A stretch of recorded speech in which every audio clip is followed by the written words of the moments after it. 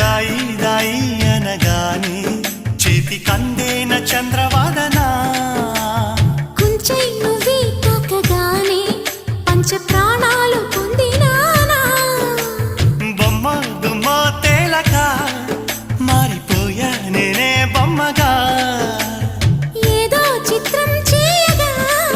చేరువయ్యా నేనే చెలిగా రెప్ప మూసినా తప్పుకోలని కంటి పాప ఇంటిలోన ఏరి కోరి చేరుకున్న దీపమా అల్లం నేరేడు కళ్ళతానా